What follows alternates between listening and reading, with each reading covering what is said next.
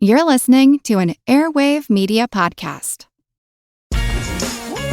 Refreshing wild cherry cola meets smooth cream. The treat you deserve. Pepsi Wild Cherry and Cream. Treat yourself. This episode is brought to you by Redfin. You're listening to a podcast, which means you're probably multitasking. Maybe even scrolling home listings on Redfin, saving homes without expecting to get them.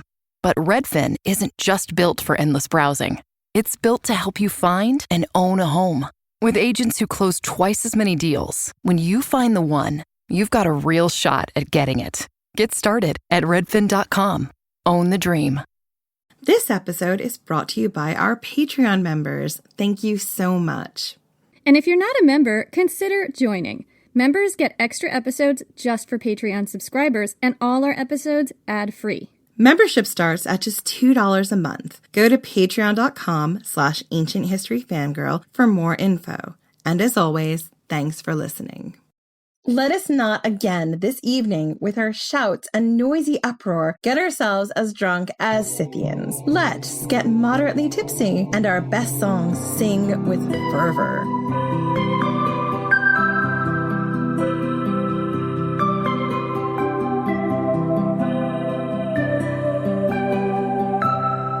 The warrior died about 3,000 years ago, and he died in battle. There was a pointed axe wound in the left side of the skull, the kind of wound you get when you're facing a right-handed attacker head-on in hand-to-hand combat. He stood only about 5 feet tall, diminutive for our time, but par for the course in his. He was buried sitting up with a bronze sword in his lap and a dagger and lance at his feet. The jawbone of his horse lay under the point of his lance. He was between 30 and 40 years old when he died, and he'd clearly seen many battles. And did we say this was a guy? We lied. This battle-scarred, experienced warrior was a woman. And this is one of the oldest Amazon graves ever discovered. It was found in modern-day Georgia in what would have been the ancient region of Colchis, a region strongly associated with Amazons of Greek myth. And she wasn't the only female warrior in the tomb. 2 others were buried with her. One had been shot in the head with an arrow. Their arrowhead was still stuck in her skull. In the 1920s, when this burial was excavated, most skeletons found with weapons were assumed to be male. But modern DNA testing and other methods of bioidentification have called a whole host of preconceived notions into question. With the advent of modern science,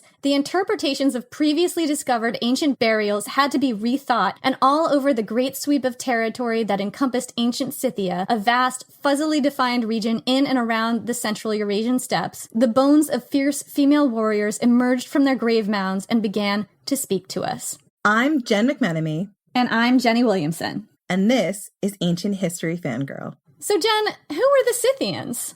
I first discovered the Scythians last year at the British Museum, but Jenny had already known about them for a long time. Yeah, so there was this incredible exhibit. I knew about the Scythians a little bit already because one of my characters in this book I'm writing is a Hun, and the Huns and Mongols were basically the later iteration of this culture, these amazing, terrifying, nomadic horse archers who lived on the Eurasian steppe. The Scythians were basically the precursors to the Huns and Mongols. But this exhibit showed us that the Scythians were so much more than fearsome warriors. They were also incredible metalworking artists, sewed beautiful and very innovative tailored clothes, were tattoo artists worthy of an epic Instagram account. And they were extremely accomplished horseback riders and trainers. Also, Jenny, the weed saunas. We loved the weed saunas. But the coolest thing about the Scythians, what I thought was the coolest thing, was the women. The women of ancient Scythia rode into battle with their men and were just as fierce and terrifying. And the Scythians were contemporaries of the ancient Greeks with overlapping territories. So the ancient Greeks would have encountered these powerful woman warriors in battle and in more peaceful situations like trading. And it appears they developed a little crush.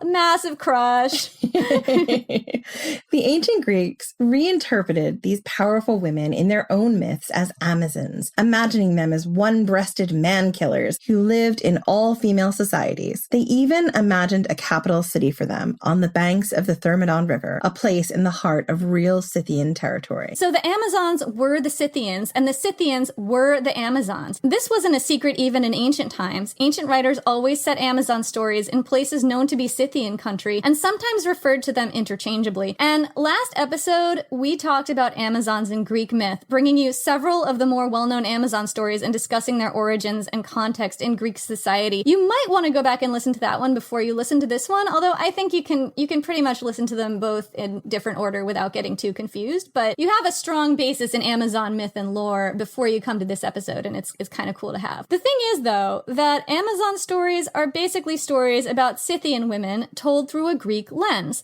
which is the most well-known image of them that we have because the Greeks had writing and the Scythians didn't. This week, we're doing away with the Greek lens and talking about these amazing warrior women from the point of view of their own culture as much as possible, because, guys, we do have to quote Herodotus. Yeah, we do have to quote a lot of ancient Greek historians and writers when we talk about these women, but a lot of them did interview actual Scythians, so it's the best we get because we didn't have writing from the Scythians, but we do have archaeology from the Scythians, and we're going to talk a lot about that too. We'll also tell you what the Greeks got right about Scythian women in Amazon myth. Some of the ways they're depicted in art and writing is shockingly accurate, and we're going to talk about what they got very wrong. Yeah, because sometimes the Greeks really got stuff wrong. Ancient Greeks and Romans used the word Scythian to refer to groups of loosely related tribes living as nomadic horse archers on the Eurasian Steppe, in the grand tradition of the Huns and Mongols who came after them. In the ancient world, Scythian territory stretched from Eastern Europe and the Caucasus Mountains on the western border to central China, Mongolia, and all the way up to southern Siberia. It was a huge territory. Scythians appeared in ancient writings and art from around the 800s BC to the 400s AD. One of the first depictions of a Scythian can be found in a relief from the reign of Assyrian king Assur-Nasirpal II, 883 to 859 BC. The relief shows a rider executing an extremely difficult Parthian shot, where he faces backwards while riding a horse at full gallop, shooting an arrow behind him with hair-splitting accuracy. This image would have been recognizable to anyone in the ancient world as a Scythian. The ancient Greeks probably first encountered Scythians when they started establishing territories along the north shore of the Black Sea around the 6th century BC. Alexander the Great and his father, Philip of Macedon, both tangled with Scythians in the 300s BC. Philip even had a Scythian wife, and Herodotus wrote extensively about them in his histories in the 400s BC. Herodotus describes the Scythians as not one united people so much as many different tribes sharing certain cultural signifiers. They had, quote, neither cities nor forts, and carry their dwellings with them wherever they go, living in wagons covered with felt tents. In addition to being badass warrior horse archers, the Scythians tended herds of cattle and sheep. They hunted and raided, fighting both on foot and on horseback, using bows, lances, battle axes, slings, and swords, among other weapons. And they buried their dead in lavish kurgans, or barrow tombs, with artifacts wrought in gold and iron depicting stunning, highly distinctive artwork. And the Scythians had a reputation for having a good time, maybe too good of a time. One of our favorite pieces from that British Museum exhibit was this quote. Jen, do you want to say the quote? Oh, I totally want to say the quote. Say the quote. I love the quote. Let us not again this evening, with our shouts and noisy uproar, get ourselves as drunk as Scythians. Let's get moderately tipsy and our best songs sing with fervor. And that's the Greek poet Anacreon, 582 to 485 BC. I love that. Let's just get moderately tipsy. Just moderately tipsy. Right. We're not going to go all out, you guys. We're definitely not going to drink unwatered wine. Guys, I have to tell you something. When Jenny and I get together and the Prosecco comes out, we turn into Scythians. It's just, there's no stopping it. Yeah, we do not water our Prosecco. So, the Scythians had a reputation for drunkenness. They were known to drink their wine unwatered, which I approve of, and to be strongly affected by alcohol. They were cheap dates. They were so much so that the Greeks, who watered their wine, believed that to drink like a Scythian was basically to get drunk and disorderly. They also smoked weed, and that brings us to the weed saunas. According to Herodotus, quote, they make a booth by fixing in the ground 3 sticks inclined toward one another and stretching around them woolen felts, which they arrange so as to fit as close as possible. Inside the booth, a dish is placed upon the ground, into which they put a number of red-hot stones, and then add some hemp seed. Immediately it smokes, and gives out such a vapor as no Grecian vapor bath can exceed. The Scyths, delighted, shout for joy. I love that part. I love how they shout for joy when they're getting high.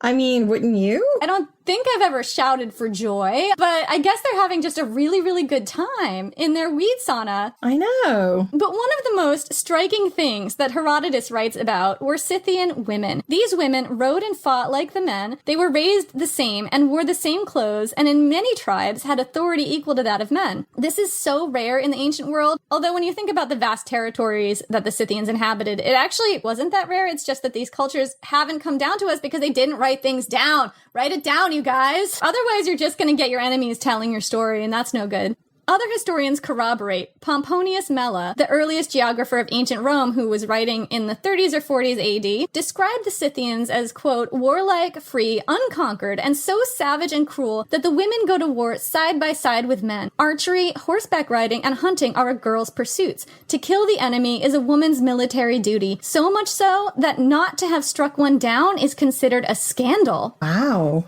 Scandalous.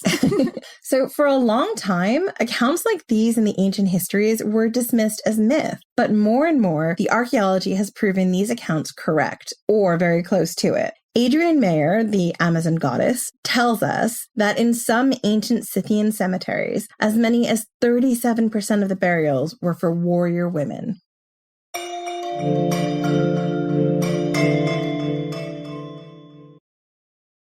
This episode is brought to you by State Farm. Listening to this podcast? Smart move. Being financially savvy? Smart move. Another smart move? Having State Farm help you create a competitive price when you choose to bundle home and auto. Bundling, just another way to save with the Personal Price Plan. Like a good neighbor, State Farm is there. Prices are based on rating plans that vary by state. Coverage options are selected by the customer. Availability, amount of discounts and savings, and eligibility vary by state. Did you know your hair ages just like your skin does? The new Chronologies line offers luxurious youth revitalizing care for aging hair. It reverses the 5 key signs of hair aging: lack of thickness and volume, dullness, dryness, and frizz in just one night. Use the full range of Chronologies shampoo, mask, and overnight serum and wake up to visibly fuller, smoother, healthier hair. Shop the new Chronologies line at Kerastase.com. Greenlight helps kids learn about money by actually using it. It's a debit card and money app that teaches kids to earn, save, and spend in real life, not just swipe and hope for the best. Learning happens naturally, in the moment. Parents can set limits, see real-time spending, and guide better habits all in one place, without constant check-ins or cash runs. Don't wait. Try Greenlight risk-free today at greenlight.com/trygreenlight.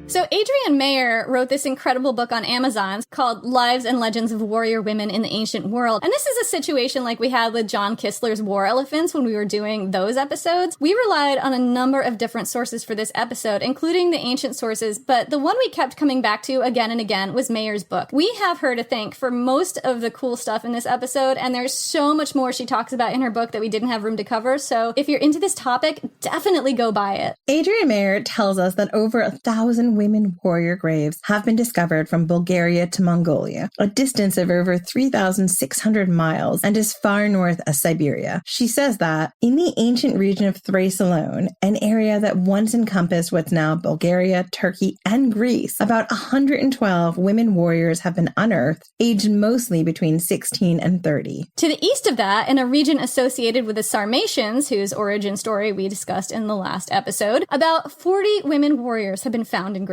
North of the Black Sea, near the Volga River in Bulgaria, approximately 20% of warrior graves dating between the 5th and 4th century BC belong to women. In the southern Ukraine, 130 graves of women warriors have been unearthed. In southwestern Siberia, approximately 20% of the graves of women found on the steppes contain bows and arrowheads. And it's very clear these women rode to war side by side with their men, as Pomponius Mela describes. Women warriors in graves often had 2 fingers on the right hand showing significant wear, indicating heavy use of the bow. Also, the battle injuries found on these women are often identical to those found on men from the same cultures. Female skeletons have been found with arrowheads embedded in their bones, pointed battle axe wounds in their skulls, and stabbing and slashing wounds from swords and spears. Modern analysis can paint us a very clear picture of the battles that ended many of these women's lives. For example, Battle axe wounds found in the skulls of female warriors are often on the left side toward the front, suggesting that the women were fighting a right-handed enemy face to face rather than fleeing an armed attacker. That's such a cool detail. Yeah, and in addition, nightstick fractures on the left arm are very common in both men and women in these warrior graves. These are fractures to the left arm incurred when the women raised their left arms to block an attack coming from a right-handed opponent. And you can also see Amazon women painted in this pose on ancient Greek vases, holding up their left arms to fend off an attacker and about to incur a nightstick fracture. There's this one very famous example of Achilles killing Penthesilea from ancient Greek Amazon myth that shows this really clearly, and we'll put it in the show notes. I mean, that's super cool, Jenny, but I totally wonder how they would handle a left-handed attacker because, you know, that's sort of my bugbear. I'm left-handed, and that would kind of be your stabbing hand. You'd be something totally different. And if you look at why the left-handed gene keeps repeating, because you'd think, who needs to be left-handed? We could all just be right-handed. Yeah, I think that there's a really interesting thing there. If you're a warrior who's right-handed and you have your muscle memory is using your sword or whatever weapon with your right hand, and then you come across someone who's left-handed and wielding a left-handed weapon, maybe because they're unexpected, that would be more difficult to face, or maybe because they can use their left hand, they can sneakily switch their weapon from right to left and totally come in under your defenses. I wonder if anybody's written about that. I bet somebody has. Yeah, and I don't know what the stigmatism of being left-handed in the ancient world, because it's only really recently that stigma has been removed from being left-handed. You know, left-handedness in the ancient world would be a really cool episode.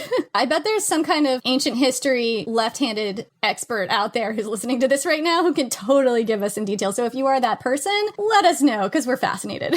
Absolutely. Get in contact with us. So yeah, real women warriors were not rare in the ancient world. 1 in every 3 women you'd meet in Scythia, which is an incredibly vast territory, would have been a warrior. The Greeks sensationalized a lot of things about Amazons, but they also got a lot right about Scythian culture in their writings and art. Everywhere in Greek art, on vases, in friezes, on personal items like combs and bottles and boxes, on public and private murals, and in many other places, you can see accurate depictions of real Scythian women displayed in these Amazon myths. Some things the Greeks get really, really right include the clothes. They really got the clothes right. Right, so the clothes are amazing. Remember the story of Hippolyta and her golden belt from the first episode in the series? It turns out that the Scythian women loved belts. And I mean, who can blame them? You gotta keep your pants up somehow. I know, and, you know, fashionable and accentuating your assets. Right, gotta accentuate your waist, gotta give yourself some structure. It's all about the structure. So archaeologists have found numerous belts in Scythian warrior women's graves, wide ones, sewn with gold plaques that would have made them glitter. And I can't think of anything I want more right now than a glittery gold belt. I know, a nice, big, ostentatious, glittery gold belt that totally accentuates my waist. Bring it. Yes, please. As well as the glittery gold belt, they found practical leather ones and iron ones, often with large, ostentatious buckles, hooks, and clasps for attaching weapons, because you gotta have practical ones, man. And you know what? That's not all they found. In 1991, a team of archaeologists unearthed a burial mound in Kazakhstan that included a jacket sewn with over 2,400 gold plaques shaped like arrows and stylized lions, a tall, elaborate conical headdress 2 feet high adorned with gold plaques depicting ibex, horses, snow leopards, and birds, as well as towering gold foil arrows, and a belt decorated with 13 golden deer heads, among many other treasures. Talk about treasures. I know, gold shiny things, Jen. You would be all about this. As we talked in the last episode, that's really all it takes. It's all it takes with Jen. She just wants stuff to be shiny.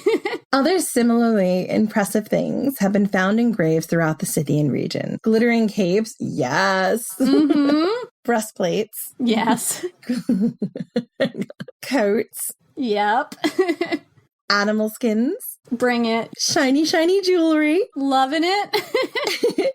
And other treasures sewn with hundreds of tiny precious metal plaques, as well as beads made of carnelian, jade, glass, and other materials. I mean, yes. I'm very acquisitional right now listening to this paragraph. I just want to take it all home and have it. The idea of an Amazon queen like Hippolyta wearing an ostentatious golden war belt was probably taken directly from sightings of real warrior women wearing gold appliqued war belts. So incidentally, in addition to that belt, Hippolyta was said to have a golden spangly cape, which I just think is awesome, both of which were supposedly on display in the Temple of Hera around Tiryns sometime between 700 and 500 BC, and it's possible a real Scythian war belt and cape were used in the display. In addition to the bling, the ancient Greeks often depicted Amazons wearing close-fitting trousers and tunics decorated with geometric patterns, circles, stripes, stars, I would totally have a star one, animal motifs, and many other designs. They were also shown in soft felt and tall pointed caps. Trace analysis suggests that these images were once colorfully painted. The archaeology confirms this. Clothes found in Scythian women's graves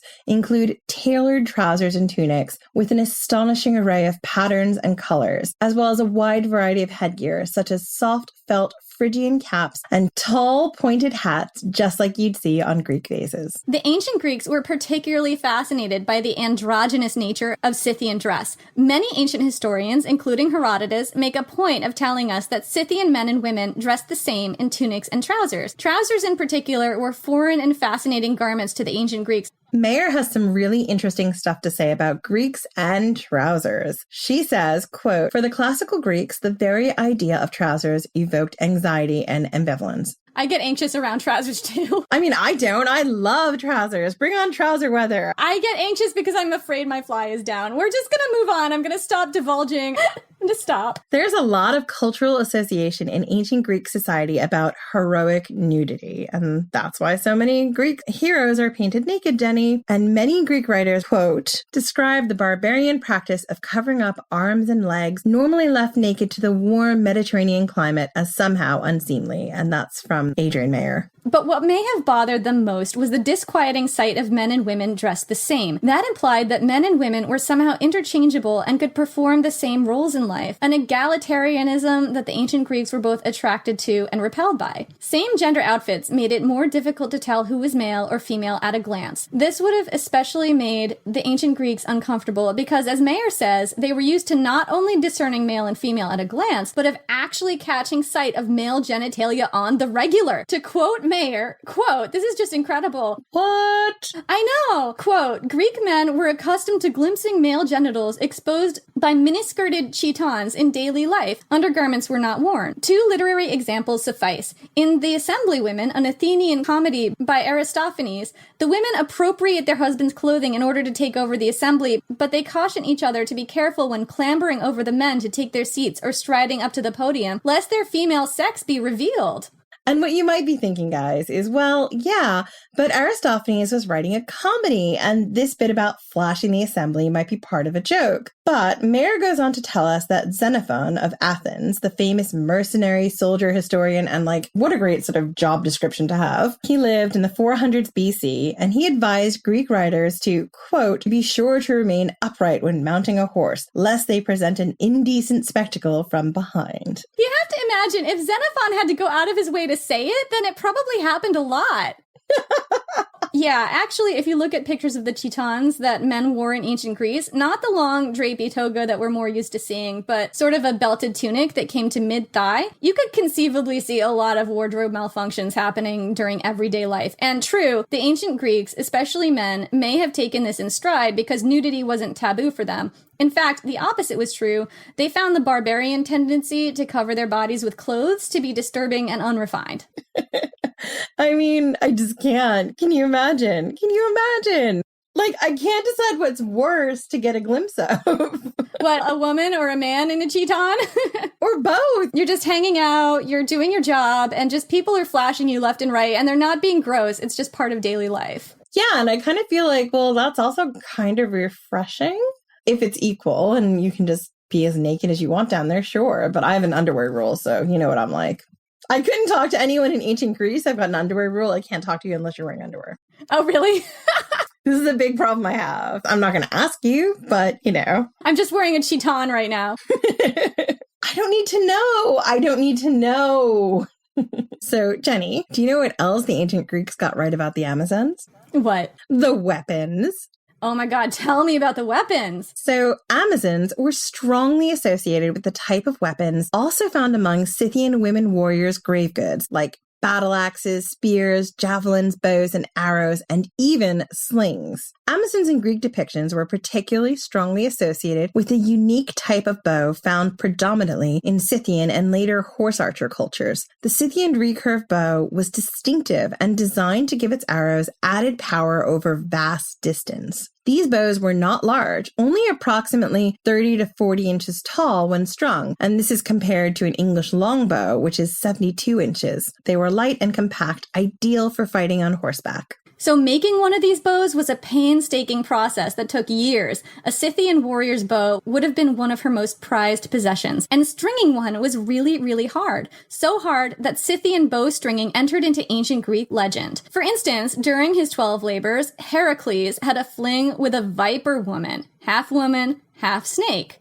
He and the snake lady had 3 sons. His parting gift to her was a bow, a heavy, thick battle belt, and some instructions. When grown to manhood, whichever son can string the bow and wear the belt can inherit their mother's kingdom. When the boys grew up, their mother put each of them to the test. Only the youngest, Scythian, could successfully string the bow and put on the belt. He became the mythic first king of the Scythians. You also see this special bowstringing myth appear in the Odyssey, when Penelope, the wife of Odysseus, who, don't get me started, sets this challenge to her unwanted suitors. Only the one who could string her husband's bow could have her hand in marriage. Of course, no one could until Odysseus returned, which is what she was betting on. So, how do you string a Scythian bow? Adrian Mayer tells us that you have to be kneeling or sitting with the middle of the bow stabilized under your knee. If you do it wrong, the limbs of the bow under pressure can release and suddenly whack you hard, which is probably something that would happen to me.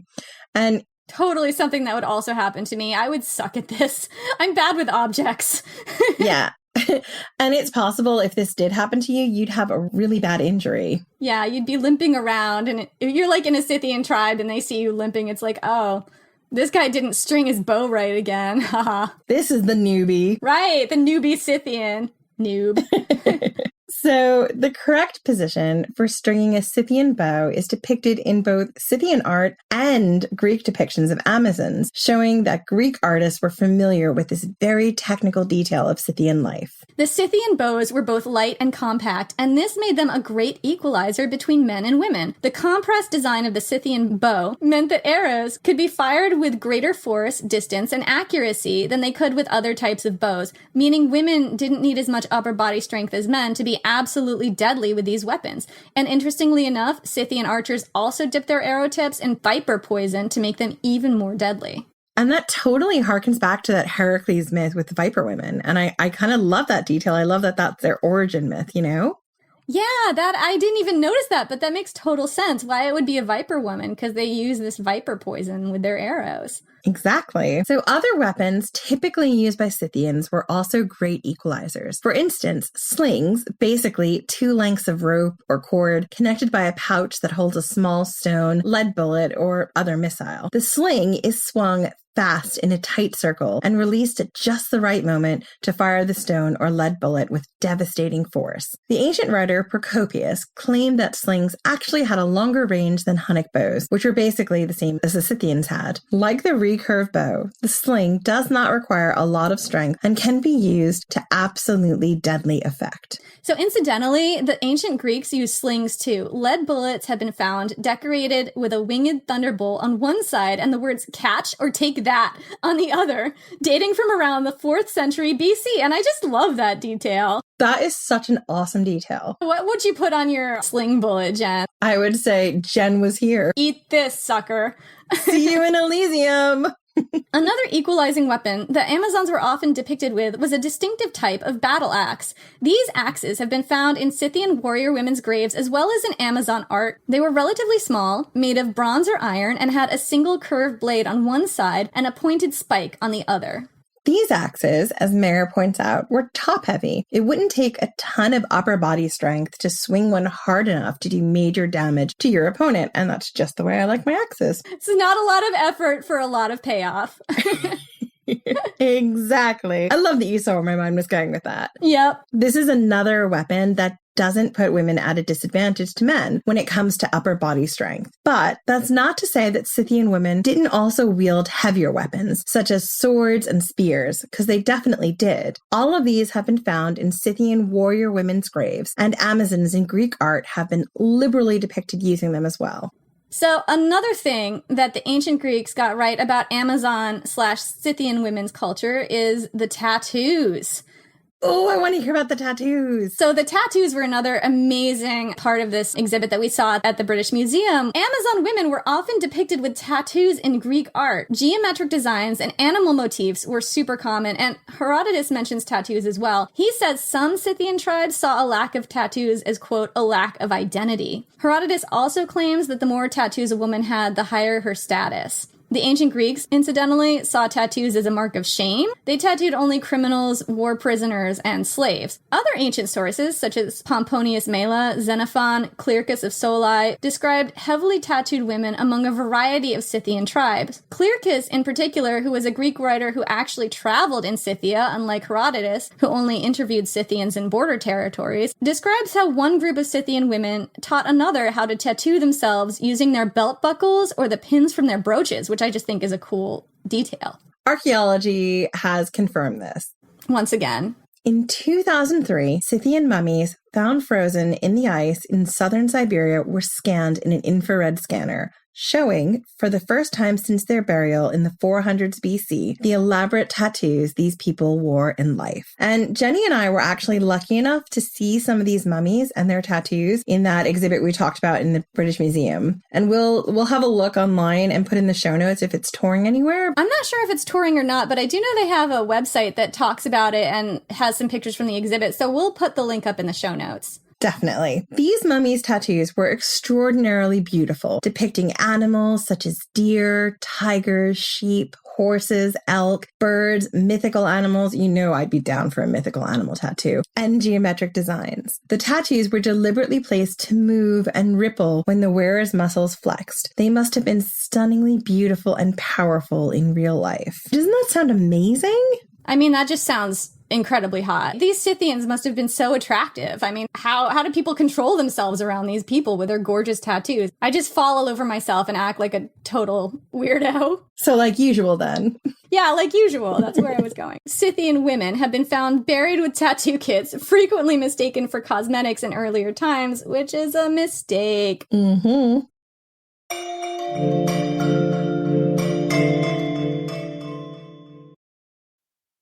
This episode is brought to you by Indeed. Stop waiting around for the perfect candidate. Instead, use Indeed sponsored jobs to find the right people with the right skills fast. It's a simple way to make sure your listing is the first candidates see. According to Indeed data, sponsored jobs have 4 times more applicants than non-sponsored jobs. So go build your dream team today with Indeed. Get a $75 sponsored job credit at Indeed.com/podcast. Terms and conditions apply. I'm RJ Decker, a private investigator, uncovering the Sunshine State's darkest secrets. Tuesdays, it's the premiere of ABC's hottest new crime show. RJ freaking Decker, as I live and breathe. He's a private eye. It's not a standard murder, it's something bigger. And a public mass. Trying to get sent back to prison today? You go to prison one time, and suddenly it's all the jokes. RJ Decker, series premiere, Tuesdays on ABC and stream on Hulu. I have created the most advanced AI soldier. The wait is over. Tron Ares now streaming on Disney+. We are looking for something you've discovered. And some of us will stop at nothing to get it. Ready? The countdown is complete. There's no going back. Our directive is clear. Hang on! Tron Ares now streaming on Disney+. Rated PG-13. One of the other things that the ancient Greeks got right was the equality. Ancient Greek myth and stories about Amazons make a point of describing the women as equal to men. Herodotus and other ancient writers tell us the Scythians raised their boys and girls the same and dressed them in the same clothes. A lot of Amazon names, like Antiope, which means opposing gaze, indicate equality with men. And the women's equality to men in battle comes up in Amazon myth again and again. In ancient Greek myth, Amazons might be killed off frequently frequently by famous heroes, but they fare more or less equally in battles with the rank-and-file Greek soldiers. And they are not treated like the weaker sex in battle. They're treated like formidable foes. The fact that Scythian society was fairly egalitarian is strongly indicated in Scythian archaeology as well. In many Scythian graves, male and female graves were almost indistinguishable.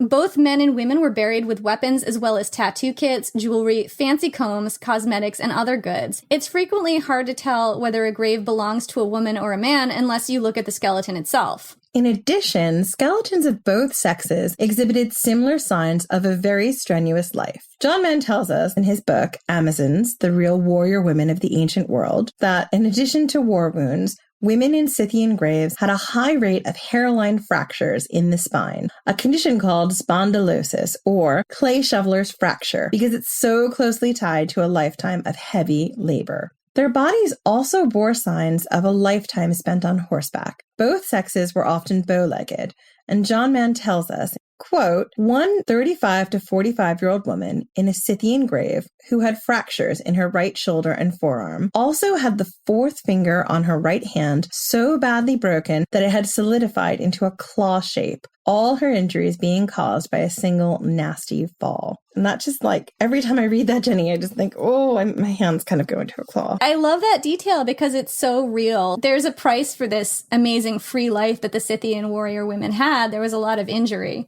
Mm-hmm. It's clear that women in Scythian cultures shared all the hardships of life alongside their men. And it makes sense. In small, close-knit tribes living in extreme environments, all hands were needed on deck. Another thing that the ancient Greeks got really, really right about Amazons/Scythians is the names. And this is one of my absolute favorite parts of the book by Adrian Mayer. So if you take a look at Amazons on ancient Greek vases, you'll see writing next to some of the women, kind of like in a cartoon. They're not in Greek, these words. They're strings of near unpronounceable syllables that scholars of ancient Greece have typically seen as gibberish or some kind of weird in-joke between vase painters until now. Adrian Mayer had a hunch that these words on ancient Greek vases weren't gibberish at all. She brought in a vase expert and a linguist to look at these words on 13 ancient vases and try translating them, not in Greek, but in the languages spoken in the regions where the Scythian people used to live. And that's just genius. Yeah, and what she found was absolutely incredible. For the first time, these strings of complex, consonant-heavy syllables came to life as words transcribed in ancient Greek, but that were actually in the native languages of the Scythian women depicted on the vases. Mayer says, quote, non-Indo-European Caucasian languages have extraordinarily complex chains of harsh consonants and only one or two vowels. A non-speaker trying to render the sounds with Greek letters would produce bizarre-looking letter strings exactly like those found on the vases. And Mayer goes on to say, quote, what appear to be incomprehensible or non-Greek words on 13 vases are actually suitable names for male and female Scythian warriors in their own languages, translated for the first time after more than 2,500 years. That's incredible. Yeah. Examples of newly discovered Amazon names in ancient forms of Circassian, deciphered on 6th century BC Greek vases include, and I'm probably going to really mess up pronouncing the actual names, but I will give you the translation. One of the names was, quote, worthy of armor. Another one meant, quote, one of the heroes or heroines, which you could just see, you know, like written by the side of one of the women because she didn't have a name, but you wanted to label her. Quote, wearing or armed with a dagger or sword. And this one is my personal favorite, quote, hot flanks or eager sex. And it's just adorable. And, quote, one who heads a council. Wow. It's just so incredible. I know I keep saying incredible, but I can't think of another word. I'm just so flabbergasted. I know. Ancient Greek painters not only got the fashions and weapons of Amazons right on their vases, they even got the names right. And this shows that Scythians and Greeks must have interacted a lot. And Scythians must have been embedded in Greek society at many levels, including as spouses, warriors, merchants, slaves, and more. Some of these names must have been from Scythian myth, like the Scythian version of Heracles. The vase painters really made their money by painting familiar mythology scenes. So you just look at these and you have to wonder, were they painting well-known Scythian myths for Scythian clients? Exactly. Maybe some of these Greek vase painters had a really good Scythian merchant client who just bought all their vases. So they were always making these amazing vases with whatever the Scythian version of Heracles is or other myths. Exactly. And I think that's just so incredible and sadly lost to history because it wasn't written down. But people knew it via word of mouth. Absolutely. What Mayer did was especially cool because apart from a few words preserved here and there in the writings of Greek historians, like the word oiropata or man-killer, reported by Herodotus, the Scythians themselves didn't write and their languages have been lost to time. However, Adrian Mayer also tells us that modern languages that still exist in the ancient Scythian region, like Circassian, have changed very little over time. So, based on this evidence, it's quite possible that languages once spoken by Scythian warriors still exist relatively unchanged today in the areas where they used to live. Yeah, that's such a cool thing to think about. I know. So another thing that the ancient Greeks got right about the Amazons and Scythian warrior women was the horses. The horses! This is another of my favorite parts. I mean, it's basically all my favorite parts. I love this part too. Amazons and horses were linked in most ancient accounts. Penthesilea had a horse given to her by the wife of the North Wind. Greek translations of Amazon names frequently contained the word hippos, which meant horse, as in Hippolyta, which means releases the horses, according to Mayer, which is such a cool name. And ancient writers back this up. Ancient Greek speechwriter Lysias, living in the 4th and 3rd centuries BC, made the claim that Amazons were the first people to tame horses, and that may actually not be far from the truth, because archaeologists believe that horse domestication really did begin in Scythian territory on the Eurasian Steppe among the much more ancient but very horse-focused bowtie culture, which lived from around 3700 to 3100 BC. The ancient Scythians were very connected to their horses,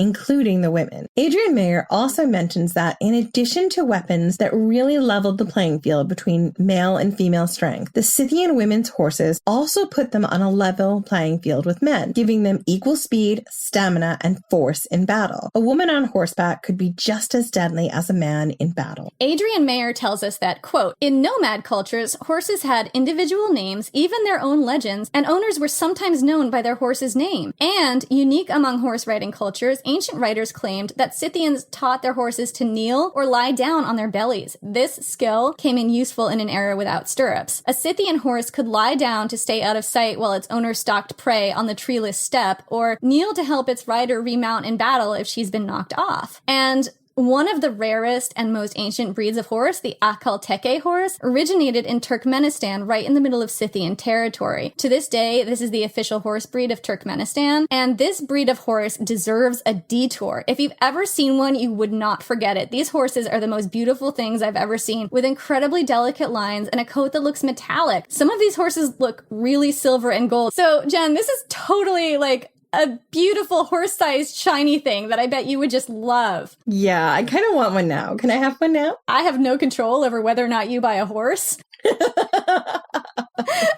I don't know where you'd keep it, but I mean, you should work it out if you really want one. In ancient times, these were considered the most valuable horses alive, worth entire armies in price. Wars were fought over these horses, and we'll put pictures in the show notes so you can see why. They are still one of the most beautiful breeds of horses in the world. These horses are absolutely ancient. They are direct descendants of the horses ridden by the Massangetae, Queen Tomyris's people, as well as other Scythian tribes. In ancient times, they were sometimes referred to as the Nicaean horses. By the time Herodotus mentioned them in his histories, about 2,500 years ago, the breed was already at least 500 years old. The Akal Teke have been known for thousands of years, not just for their beauty, but for their incomparable speed and stamina. And this type of horse may have formed the foundational stock for famous breeds such as the Thoroughbred and Arabian. Adrian Mayer tells us that two types of horses are commonly found in Scythian graves. A short, stocky variety, tough little ponies like me, well suited to a cold climate, as well as a tall, more delicate strain, adapted to life in harsh, arid climates. It's possible that some of these taller, willowy horses were ancestors of the Akal Teke. Horses were central to Scythian culture. Nomad cultures didn't have a lot of places to store their wealth, but a lot of it went into elaborately wrought horse trappings made from precious metals and studded with gems. These treasures were typically buried with their owners, and so were the horses. Herodotus tells us that the Scythians often sacrificed the horses of their dead and buried them both under the same kurgan or grave mound. Mayer tells us of one particularly interesting find. Quote, "The most perfectly preserved mare of Pizeric culture was 12 to 15 years old and 13 hands high. She was wearing elaborate regalia, including a stag mask with huge branching antlers and a beautiful red felt blanket with leather cutouts. She had suffered years of severe arthritis in her hind leg, suggesting that she had been a favorite, cared for despite her lameness until the death of her owner." Mayer also notes that the taller, slender horses found in Scythian graves were much more likely to be old and lame than the smaller, stockier ponies, suggesting that these were particularly prized and only parted with far past their prime. Yeah, they got rid of those stocky little gen ponies much, much earlier. This is so sad. I mean, I'm of the belief that all horses are created equal and you should treasure your stocky little pony as much as you should treasure your tall, willowy horse. But the world doesn't work that way. But, you know, people are jerks. So those were some of the things the ancient Greeks got right about the Scythians. The clothes, the weapons, the egalitarian culture, the tattoos, the horses, and the names. But there were things they got very, very wrong as well. And one of those was boobs. Yep, this is the episode on Amazons, and here is the part where we talk about boobs. Boobs. We cannot avoid this topic. If you know one thing about the Amazons, other than that they were badass women warriors, you probably know that they had one breast. This idea was going around from the earliest references to Amazon. Pseudo-Apollodorus, in his Bibliotheca, makes this lurid claim about Amazons, quote, "If ever they gave birth to children through intercourse with the other sex, they reared the females, and they pinched off the right breasts that they might not be trammeled by them in throwing the javelin." Ow. But they kept the left breast that they might suckle. Just why? Don't mess with the boobs, you guys. This is terrible. I'm getting, like, sympathy pains. I know, my poor right boob. I know, my right boob. Yeah, my boobs are very sensitive. They get sympathy pains. That's a very right-handed look at where they would have pinched off the boob, because if you were left-handed, then your javelin hand would be your left hand, and that boob would be of no use to you. Exactly, so would they have pinched off the left boob if you were left-handed, or would they just make you deal? I don't know. They probably would just make you deal. I mean, for a long time, that's what we did to left-handed people. They just had to adapt. So sorry, Jen, your right boob's coming off. Oh boy, it's not going to make me any less clumsy with my javelin. No, because now you're off balance, right? There's like only one boob, so we're like tippy on that side.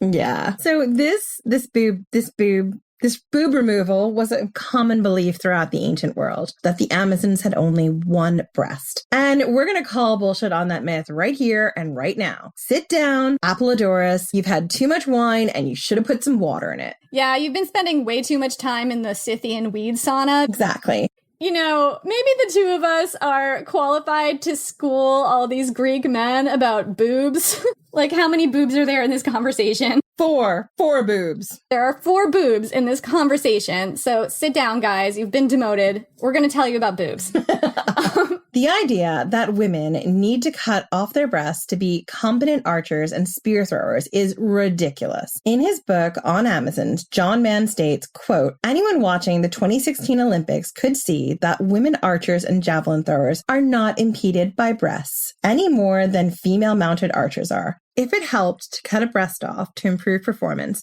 some hyper-ambitious athlete would surely have done it." Kinda has a point there. There's lots of evidence in the graves of Scythian women warriors that points to a life of battle and hardship, but there's no skeletal evidence that the Scythians removed the breasts of their girl children. The Greeks weren't getting this idea from real life. So where did it come from? One possibility has to do with the name Amazon itself. This is a weird, mysterious word. It's not Greek, and we don't actually know what language it came from. It first appeared in the Iliad, maybe from around the 1200s BC, in a form that seemed to hint that it originally referred to both male and female warriors. Homer had to add another word with a feminine ending to make it clear that this was a group of all female warriors he was talking about. One thing Amazon doesn't mean, however, is one-breasted. Exactly. This is not what it means. The idea that the word Amazon meant single-breasted was first expressed around the 400s BC by a Greek named Hellenikos. He claimed that the word derived from a combination of the Greek suffix a, meaning without, and mastos, meaning breast. So what you get is without breast. The thing is, mastos and meson are not the same word. If you look at them on the page, the only thing they have in common is they start with M and they have 2 syllables. That does not make them the same word. And whatever the word Amazon really meant, it was not this. Still, this idea caught on until it was repeated throughout the ancient world and then in later writings as gospel truth. But ancient artists never depicted Amazons as one-breasted because that would not be very artistic, I guess. I feel like a lot of the ancient artists were probably guys and did not have boobs to begin with. Probably not.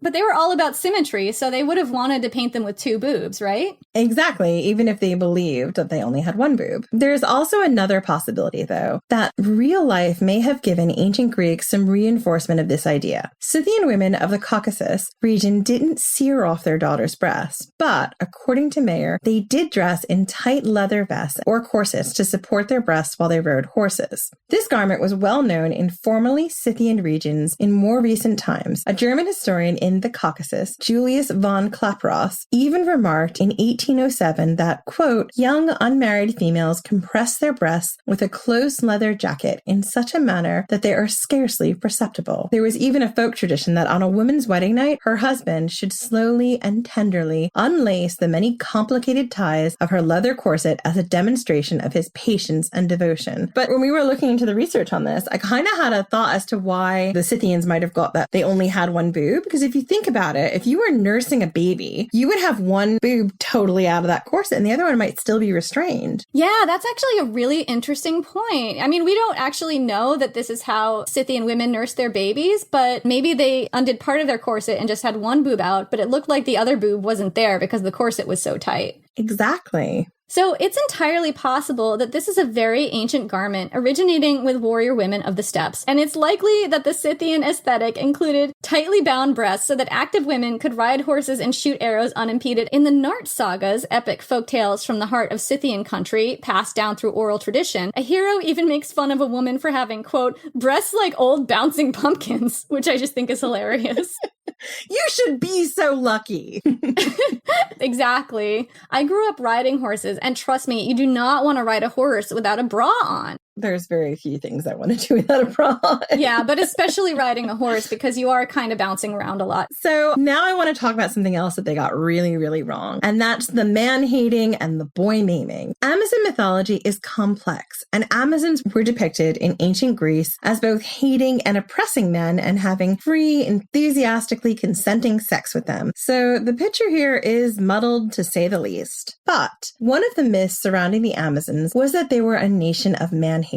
This crops up in the Daughter of Ares myth that we talked about in the last episode, where the first Amazon queen adopted the custom of maiming her nation's boy children so that they'd be willing to stay home while the women went out raiding. It's also in the Hippocratic Corpus, the ancient medical treatise, quote, some tell a story how the Amazonian women dislocate the joints of their male children while mere infants, some at the knee and others at the hip joint, that they may be maimed and that the male sex may not conspire against the female. In some accounts, Amazon women actually killed their boy children or gave them away to be raised separately by their fathers. But no evidence has been found amongst real Scythian cultures that young boys were systematically maimed. It's possible that this misunderstanding stems from the ancient Greeks' own misguided approach to gender relations. This was a culture that believed men had to be dominant over women. But beyond that, someone had to be dominant in any relationship. So, if the Amazons weren't submissive to men, they must oppress their own men. It could be that the ancient Greeks had to believe this. It was the only way they could really make sense of proud Scythian warrior women. The last thing we're going to talk about here that the Greeks got wrong about the Scythians was the Amazon nation. One of the myths perpetrated in Amazon stories is this idea that the Amazons had a kingdom of warlike women made up of only women or warlike women and oppressed men. However, the archaeology paints a different picture. While some respected warrior women were definitely leaders of their own tribes, what we're seeing here is a picture of many small, scattered, mobile tribes of people, not a large settled kingdom. Scythian women women certainly didn't have a capital city of their own on the banks of the Thermodon. This is kind of like one of those things you see in Star Trek, which I didn't really watch much, but I know the trope, wherein they land on a planet and every single person on that planet is from the same place and they all have the same customs and the same cultures. But that doesn't actually work in reality. Yeah, like everyone on the planet wears the same outfit.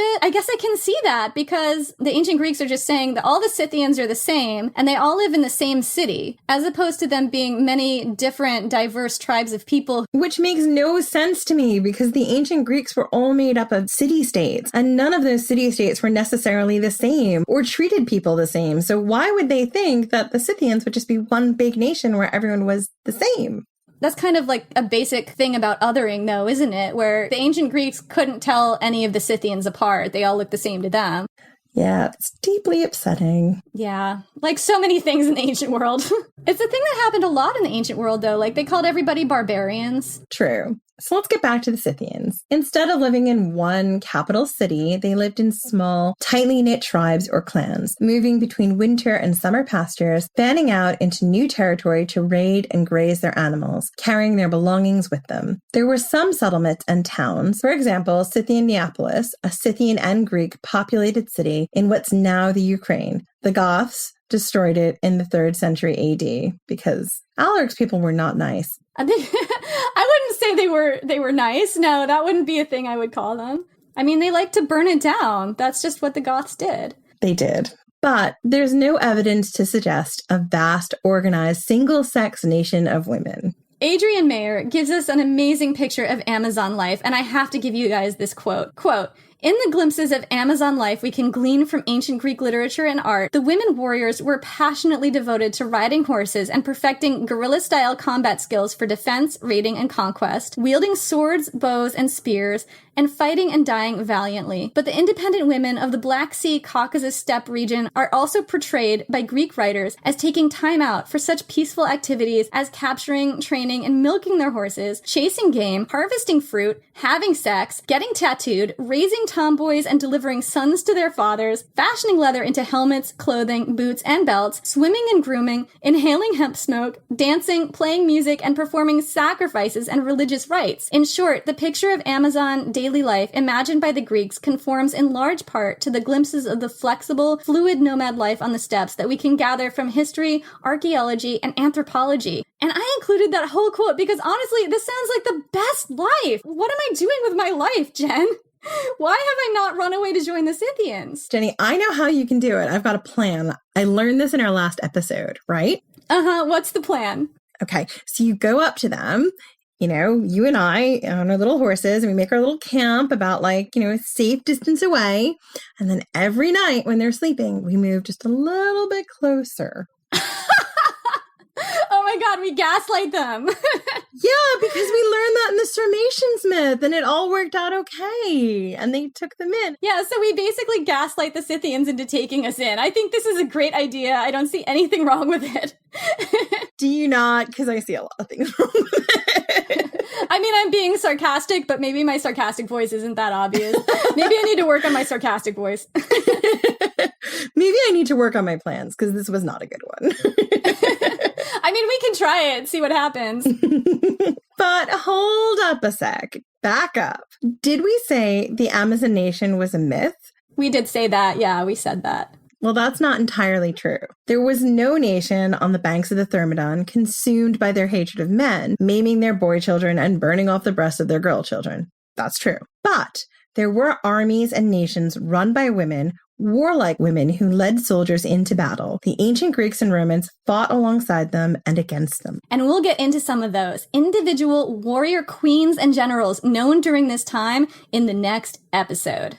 That's it for today. We'll be back in 2 weeks. And in the meantime, come and talk to us on social. We're on Twitter at Ancient Hist Fan and on Instagram and Facebook at Ancient History Fangirl. And we also have a website, ancienthistoryfangirl.com.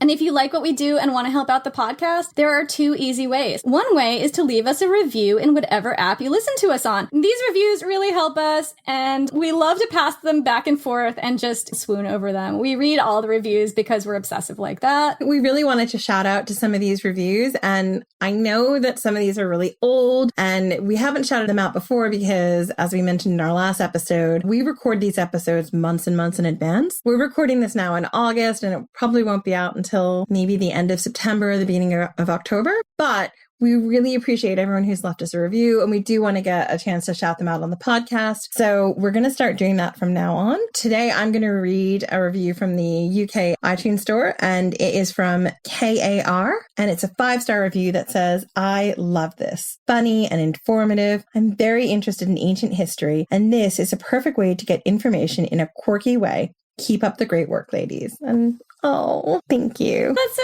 sweet. My review that I'm reading today, this is from Lindsay Lags. And Lindsay Lags is actually somebody I know. Lindsay Lags a lot. She is a porn journalist, and she just wrote an amazing book called Watching Porn and Other Confessions of an Adult Entertainment Journalist. Super interesting and fascinating. And she's also one of the co-creators of Oneshi Press, which is a really cool press that does progressive fantasy and sci-fi graphic novels and art. And they're absolutely amazing. You should check them out. There's actually a link to them on our website. So she says, "Maybe it's too early to write a review since I've only heard the first episode, but I love this idea. I enjoy the banter between the 2 hosts, and I feel like it will only get better with time. I can't wait for more episodes." Jen, I feel like people really like our banter.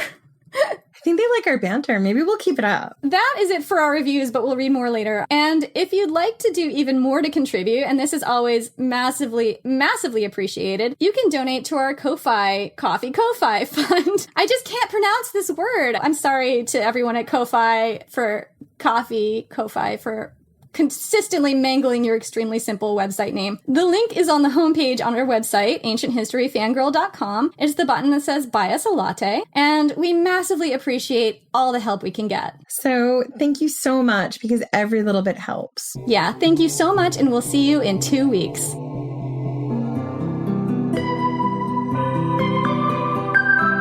Grown-ups, if there's a child in your life who is interested in, curious about, or fascinated by people and places from history, then my podcast, The Past and the Curious, might just be a hit in your home. From the invention of microscopes to world-traveling dogs to fashions of the 1890s, gold rush ghost towns, and audiences going wild for walking competitions, we've got a little bit of it all. Hosted by children's author and museum educator Mick Sullivan, that's me, the show is fun, funny, engaging, honest, and beloved by kids and parents alike. Find The Past and the Curious at all the usual podcast places.